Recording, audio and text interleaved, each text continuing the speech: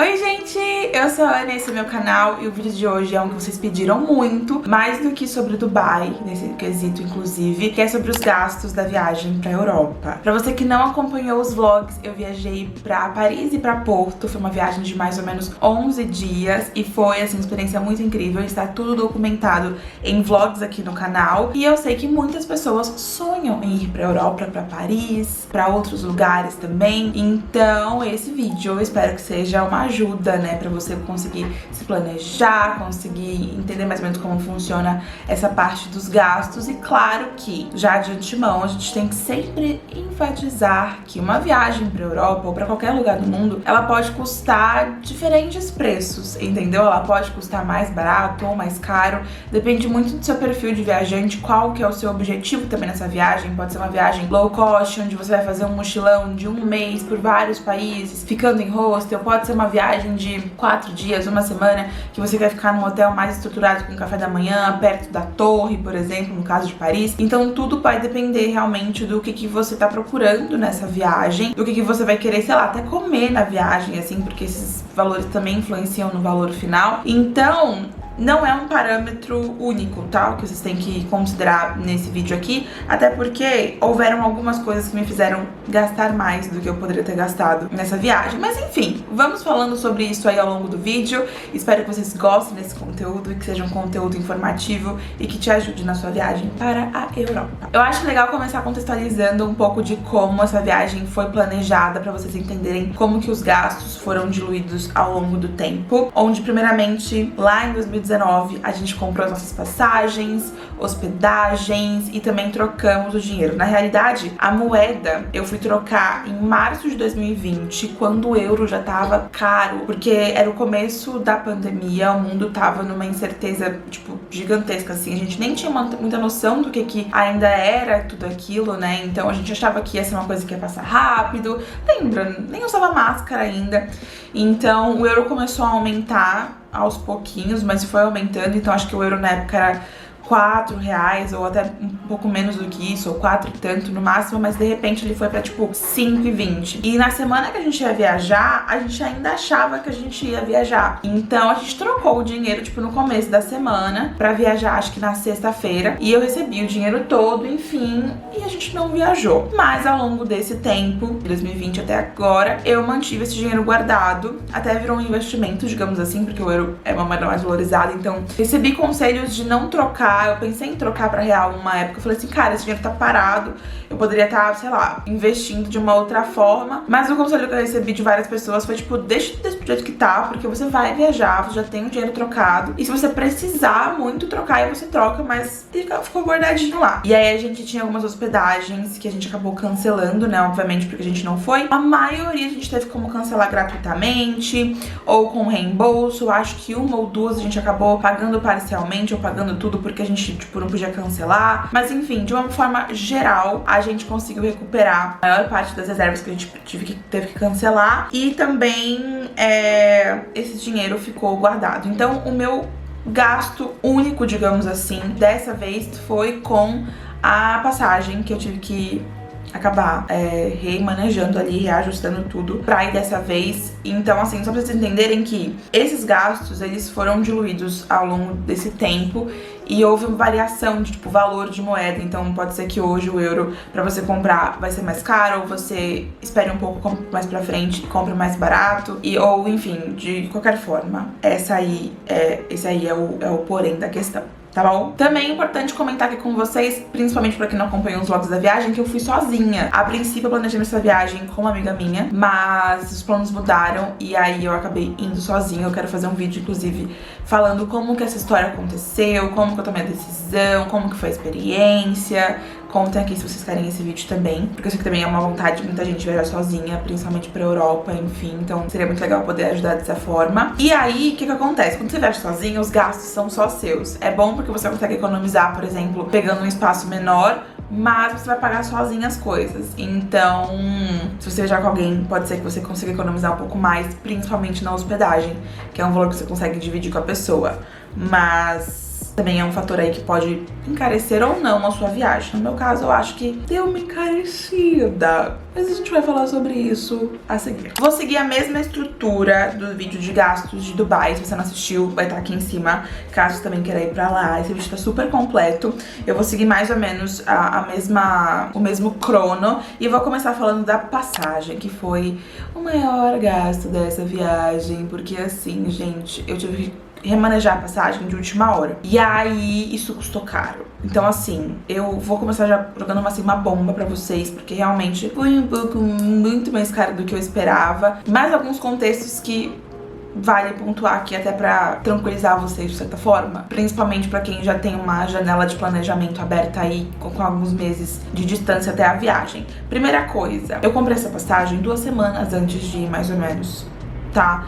Então foi, tipo, bem em cima da hora, porque, enfim, eu precisava esperar esse período pra comprar a passagem, então comprei em cima da hora mesmo, o que encarece a viagem, a passagem, obviamente. Depois da pandemia, uma coisa que eu ouço muito dizer é que as passagens aumentaram absurdamente os preços, que, tipo, tá tudo muito caro. E agora acho que o Senado aprovou uma medida que diz que essas bagagens não podem ser mais cobradas, que o despacho é gratuito, mas eu acho que isso também vai influenciar no preço das passagens daqui pra frente, porque as companhias não vão mais cobrar pra despachar bagagem, mas elas automaticamente vão aumentar o preço da passagem pra incluir esse valor que elas colocavam. Então, com certeza vai ter algum efeito, né, nesse valor. E eu escolhi ir com companhias que eu tinha vontade de voar, na realidade. E também que eu, sei lá, me sentia mais segura. Eu tinha muitos motivos, gente, pra ter ansiedade nessa viagem, tá? Então, assim, eu tava sozinha, tal, eu queria me sentir segura da forma que eu podia. Então eu queria voar com companhias específicas, que era a Air France e a KLM. Eu queria muito, assim, ter a experiência de voar com eles. Então eu comecei pesquisando passagens com eles. E além disso, mesmo que eu não quisesse, tipo, não fizesse questão de voar com eles, outras passagens mais baratas eram com companhias que faziam escalas nos Estados Unidos ou no Canadá, onde eu não podia fazer escala por não ter visto pra esses lugares ainda. Que Deus quiser, vem aí. Então, assim, acabou que no final, querendo ou não, eu não tive muita escolha, a não ser realmente ir com essas companhias, que eram as que tinham voos disponíveis para as minhas datas. Inclusive, voo direto, que foi o que eu fiz até Paris. Na ida, eu fui direto com a Air France, num voo na Premium Economy. Eu não escolhi a Premium Economy, inclusive. Eu coloquei lá que eu queria, tipo, na econômica mesmo, mas o voo que eu comprei era Premium Economy e, tipo, era o mais barato que tinha no dia lá no site. Então, eu peguei ele mesmo, dei uma sorte, foi incrível. E na volta, eu voltei com a KLM fazendo uma escala em Amsterdã. Uma escala bem curtinha, foi o tempo de descer do avião e passar, tipo, fazer, tipo, a imigração pra sair da Europa. E entrar no próximo e, tipo, voltar pro Brasil.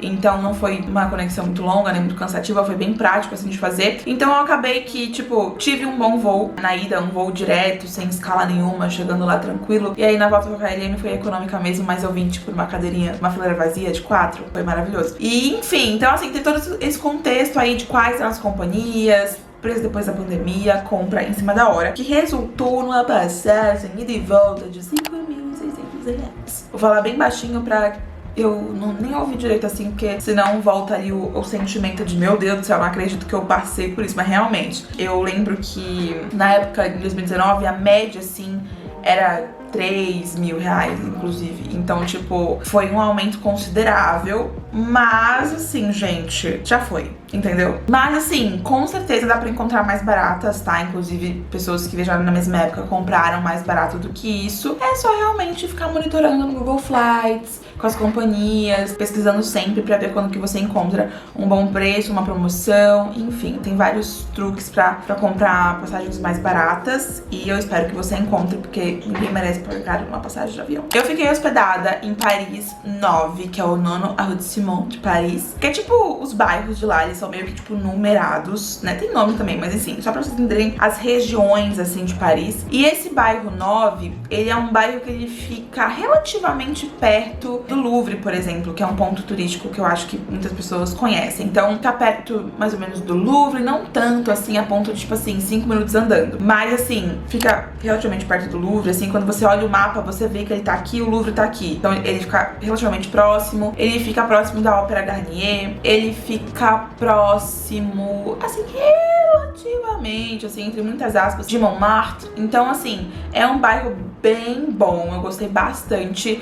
Nas próximas voltas em Paris, eu com certeza consideraria ficar lá, porque era um bairro, assim, especificamente, assim, a minha rua, né, meu quarteirão, ele era um quarteirão bem movimentado, tinha restaurantes, barzinhos, alguns barzinhos, não tanto, tinha tipo um barzinho do lado, que tinha um pessoal que ficava no final de semana, assim, à noite, tomando uns drinks, tinha 2 boas estações por perto. Eu falei sobre isso, inclusive, especificamente no último vlog de Paris, onde eu fiz um tour à noite ali pela região que eu tava, mostrando como que eram as ruas, mostrando onde ficavam as estações. Era, assim, tipo, muito bom, foi perfeita a localização pra mim, foi um ponto alto da minha hospedagem, porque, como eu falei, eu tinha 2 boas estações de metrô de linhas diferentes próximas, então eu às vezes pegava uma pra ir direto pra um ponto, outra pra ir direto pra outro, e era tipo tudo muito perto, assim, era tipo 5 minutos no máximo andando até a estação, e tinham vários cafezinhos, restaurantes na rua mesmo, onde eu tive café da manhã, almoço, até janta por ali. Então, assim, foi super cômodo pra mim nesse sentido, e também o meu Airbnb era muito bom. Eu fiquei um pouco receosa alguns dias antes de viajar, pensando se eu não deveria ter pegado um hotel,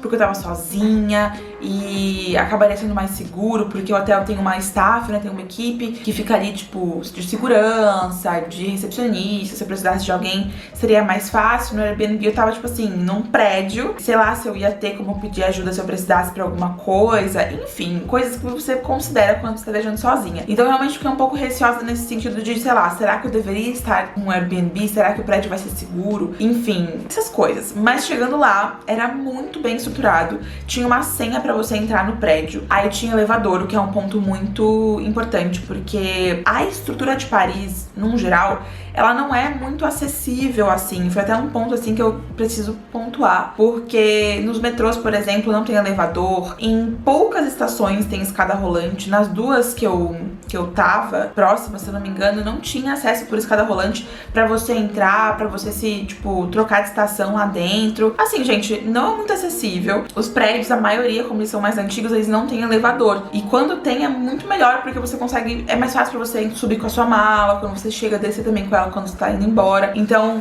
ter elevador é um ponto muito importante, principalmente se for um prédio mais alto, tipo 5, 6 andares, porque lá eu acho que esse é o limite, assim, naquela área mais parisiense mesmo, sem ser a área comercial de Paris. Então, enfim, tinha muitas vantagens. E aí, chegando no meu andar, tinha uma outra senha pra entrar numa porta grandona, que eu falei assim, será que essa é a porta do meu Airbnb? Tipo, arrasei, né? Mas eu tava desconfiada porque era uma porta muito grande, era tipo uma porta que dava acesso a um corredor com os quartos. E essa porta, esse corredor, ele era tipo assim, um corredor meio que inteiro dessa mesma empresa pela qual eu aluguei esse Airbnb. Então eu entrei assim no corredor, eu vi várias portas assim de quartos, e na minha porta, obviamente, tinha uma outra senha. Então era, tipo assim, uma segurança bem reforçada, porque tinha senha pra entrar no corredor, senha pra entrar no quarto, e era tudo, assim, bem organizadinho, o quarto bem limpinho. Tinha uma equipe também de moças que faziam a limpeza, que eu sempre via ela pelo corredor, assim, entrando nos quartos, claro, assim, quando o quarto tava desocupado já, sabe? E ela limpava. Eles ofereceram troca de toalhas no meio da viagem, se eu quisesse também. Eu acabei não trocando, porque tinha, tipo,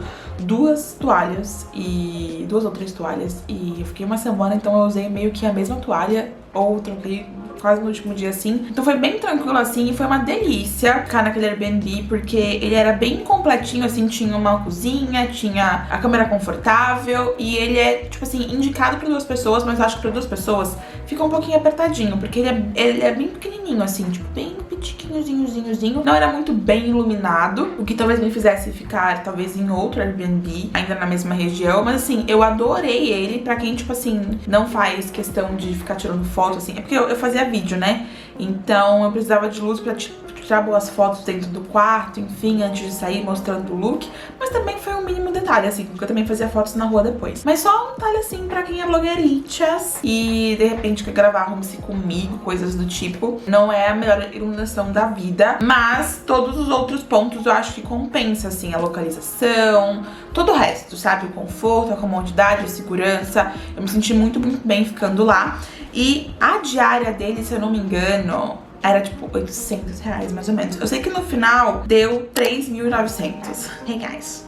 de hospedagem pra uma semana em Paris, num Airbnb sozinha. Pois é, foi caríssimo. Mas assim, obviamente tem lugares mais baratos. E se você, por exemplo, dividir isso com alguém, seria 2.000 pra cada, o que é uma média mais ou menos normal pra lá, assim, tipo, numa estrutura parecida com essa, sabe? Claro, tem os hostels, tem os lugares mais baratos, mas Paris, no geral, não é um lugar super barato, não. Então, assim, não dá pra esperar gastar, tipo, 100 reais em uma semana, entendeu?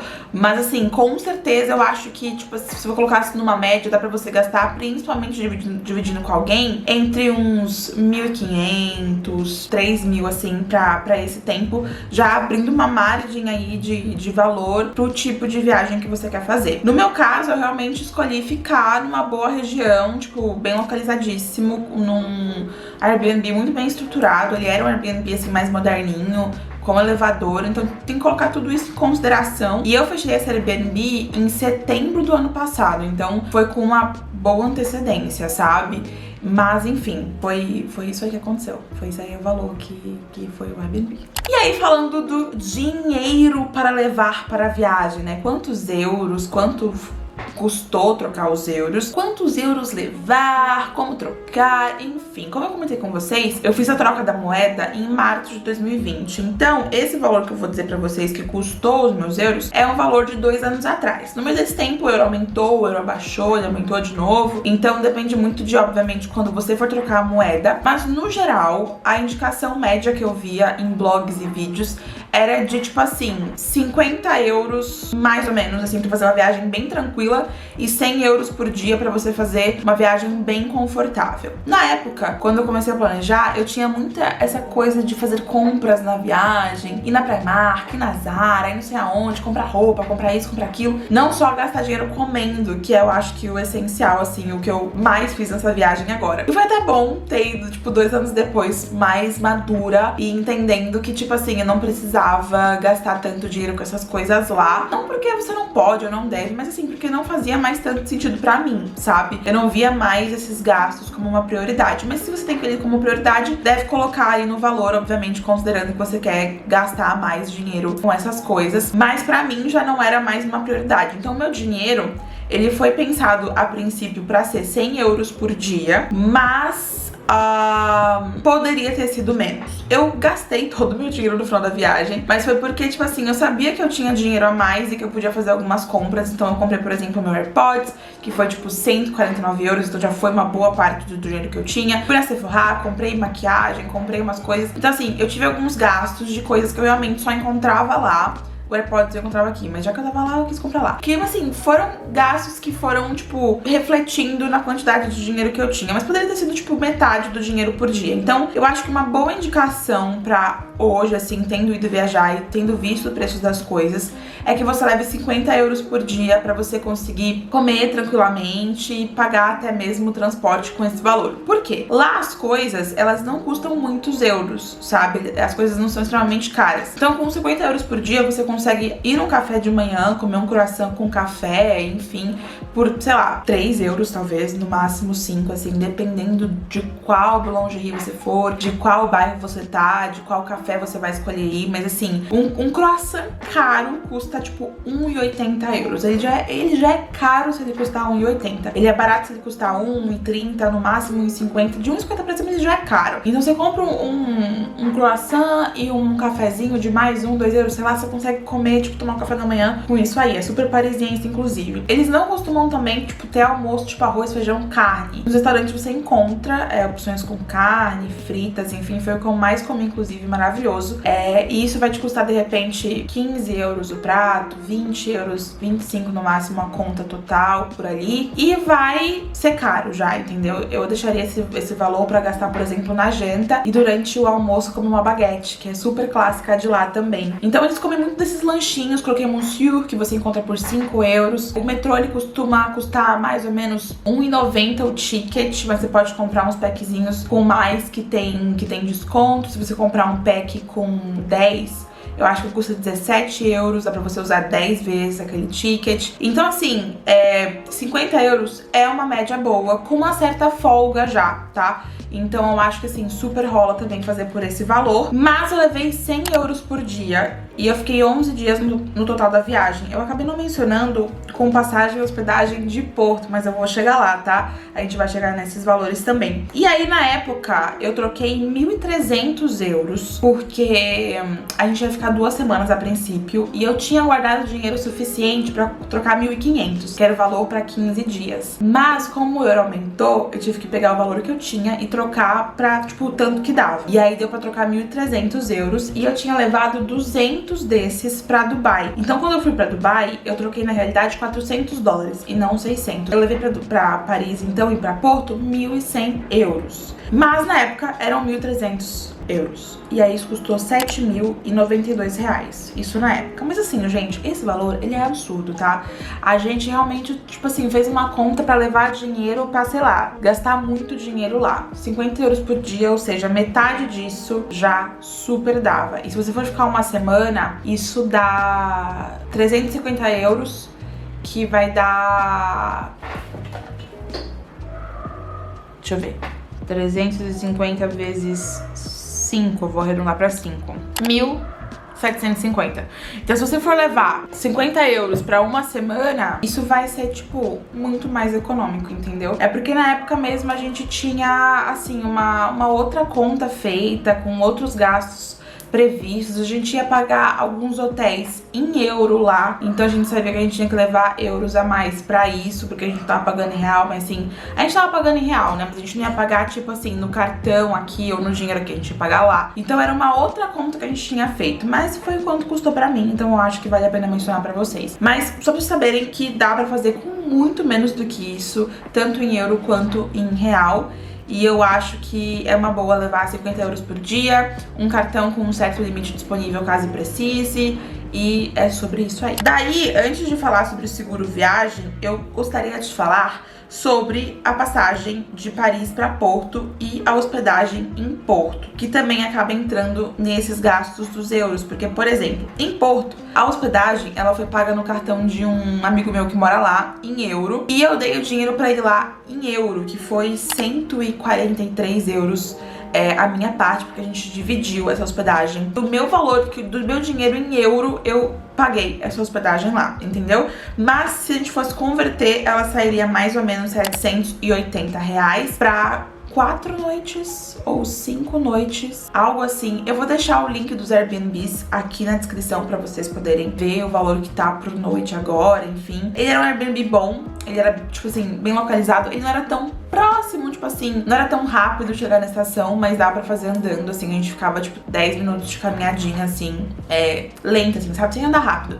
Eram uns 10 minutos andando, tipo assim, normalzinho. E era uma boa estação, ficava perto da Marquês, uma estação muito bem localizada lá. Era perto pra chegar nas coisas, era bem perto da... Não bem perto, né? Era tipo assim, uns 20 minutos. Da rua de Santa Catarina, que é um ponto bem importante de lá. Eu fiz, inclusive, esse trecho andando. Eu fui do Airbnb até lá andando, que foi, tipo, bem tranquilo também. Então, era um bom Airbnb. Ele era bem iluminado, ele era bem mais espaçoso do que o outro. O banheiro era grande, a cama também super confortável. Tinha uma cozinha bem equipada, tinha uma mesa. Cara, ele era assim, a vista não era muito linda, mas ele era bem estruturado, assim. Eu achei muito incrível esse Airbnb, inclusive. E eu indico muito ficar lá mesmo, tá? E aí, a passagem de Paris pra Porto, eu fiz de avião, esse trecho, porque Paris é meio longe, assim, de Porto, tem a Espanha no meio. Então, pra fazer de ônibus ia ser, tipo, bem longo, bem cansativo. E eu não sei se eu me sentia muito segura de fazer pela primeira vez sozinha.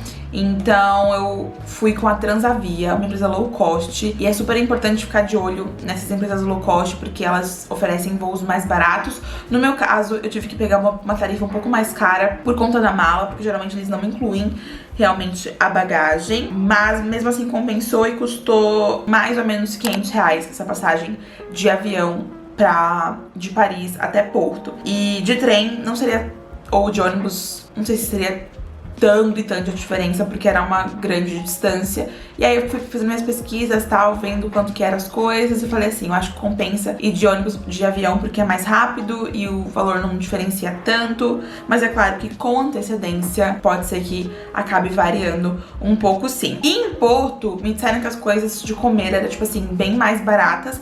Eu não achei que teve uma grande grandíssima diferença de preço entre Paris e Porto. Claro que eu também não fui em muitos lugares, assim, super básicos ou super badalados. Eu fui, tipo, numa média ali geral, mas é, tipo, ligeiramente mais barato, assim. Eu achei que, por exemplo, a francesinha, que é um prato super famoso de Porto, eu paguei, tipo, 12 euros da francesinha com fritas e refrigerante. O que eu achei barato, porque era, tipo, bem servido, assim, bem gostoso. E em Paris, geralmente, um prato, ele era, tipo, 15, sabe? Então, é ligeiramente mais barato, mas não tão mais barato, assim. Eu acho que eu indicaria a mesma média de valor, assim, por dia pra gastar com alimentação e transporte.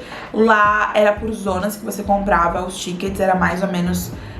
um e tanto, 2 e tantos euros, dependendo de pra onde você ia. Isso em relação ao transporte. E também lá tem muito Bolt, que é tipo um Uber, só que mais barato. O pessoal usa bastante lá. Então, se você precisar, um Bolt é sempre bem-vindo. E Uber também usamos relativamente bastante, assim, algumas poucas vezes, mas enfim, usamos Uber lá e também custou, tipo, sim, super barato a maior parte das viagens, tipo, 5 euros, até mesmo pra distâncias não tão curtas assim, sabe? Então foi bem tranquilo. E no geral, a maior parte dos lugares sempre aceitou dinheiro. Eu sei que, por exemplo, em Amsterdã, que é uma cidade, tipo, do lado de Paris praticamente, né, tipo, a Holanda e a França são coladinhas, é um lugar que já não aceita muito mais cartão de crédito em muitos lugares, mas em Paris sempre aceitaram, não aceita mais dinheiro, só aceita cartão de crédito, mas em Paris sempre aceitaram dinheiro em todos os lugares que eu ia, e em Porto também, mas eu sei que tem alguns lugares da Europa que já não aceitam tanto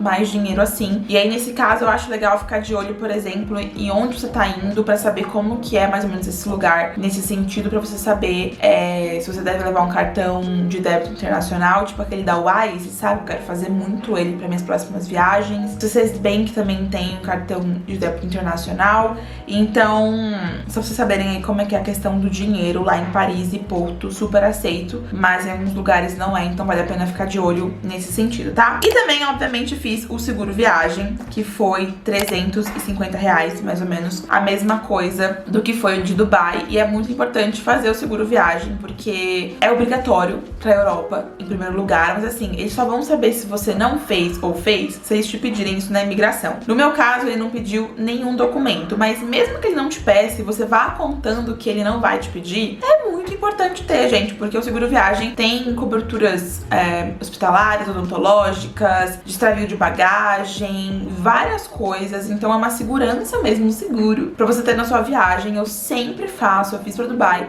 fiz agora pra Europa e sempre vou fazer pra qualquer viagem internacional, porque quando está em outro país, até nacional, às vezes é muito necessário, dependendo do destino e do seu roteiro, né? Quando tem esporte, principalmente, envolvido. Aqui dentro do Brasil, se é, por exemplo, uma cobertura hospitalar ou odontológica, a gente tem, geralmente, os convênios, ou o SUS, ou, enfim, dentistas que a gente consegue se comunicar tranquilamente se a gente precisar, e isso em qualquer lugar do Brasil. Agora, lá fora, tipo assim, se você precisar de um médico, de um dentista, primeiro que pra se comunicar já é uma coisa, você pode não saber explicar em inglês direito o que você tá sentindo ou o que você precisa.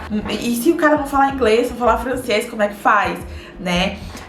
Então, assim, como é que você encontra também, assim, tipo, como é que, sabe, assim, é uma outra questão. Lá fora funciona de um outro jeito. Então, é super importante fazer esse seguro pra ter essa cobertura, essa segurança. Esse seguro que eu fiz, ele foi com a Allianz mais uma vez. E ele, tipo assim, tinha uma cobertura hospitalar, sei lá, até 50 mil dólares, alguma coisa assim. Então, são coberturas altas, sabe? Porque as coisas em médico custam caro. Principalmente lá fora. Enfim, então, se a gente for somar todos esses gastos, a gente tem o valor exorbitante de 200 reais, 170 reais. Eu não quero nem falar direito esse valor, eu vou colocar na tela. Eu acho assim que pra eu não sentir tanto o efeito que ele tem, porque realmente foi um valor um pouco alto, né, meninas? Tudo bom. Mas também foi assim, ó, gente, diluído em anos, tá? Tipo assim, desde 2019... coisas estão sendo pagas e dinheiro sendo guardado, assim, foram anos guardando dinheiro, foram anos pagando, assim, parcelinhas de coisinhas, foram passos que eu fui dando bem aos poucos mesmo. É claro que, mais uma vez, acredito super, e eu inclusive vou provar isso pra vocês. fica aí no ar, que dá pra fazer uma viagem pra Europa com metade disso. Eu quero muito poder provar que é possível fazer viagem pra Europa com valor que é metade disso, entendeu? Porque realmente, assim, quando você viaja sozinha, os valores são centralizados em você. Então você precisa pagar tudo meio que, tipo assim, ó, com o teu dinheiro, tipo assim, só você. Mas com alguém, eu acho que funciona. Não quer dizer também que você não pode viajar sozinha e economizar. Tem hostel pra isso, tem lugares mais baratos pra isso. Tudo depende, claro, do seu planejamento, dos seus objetivos, da sua vontade nessa viagem. Quais são as suas prioridades? Eu acho que a luz, na realidade, eu tenho certeza que a luz deu uma alterada ao longo do vídeo, mas foi porque começou a anoitecer. Era 4 e tanto quando eu comecei a gravar, agora são 5h30, então tá anoitecendo. Mas eu espero que vocês tenham gostado. Eu gravei esse vídeo, inclusive, sem maquiagem, só com o cabelo arrumadinho, ó, com o shampoo que eu trouxe de Paris, inclusive, pra poder liberar o mais rápido possível pra vocês. Quero já editar e postar hoje, inclusive. Então, se você gostou desse vídeo, não se esquece de se inscrever no canal pra eu não perder os próximos. Deixa um like se você gostou e comenta o que você achou, tá bom? Um beijo, se cuidem e até os próximos vídeos. Tchau!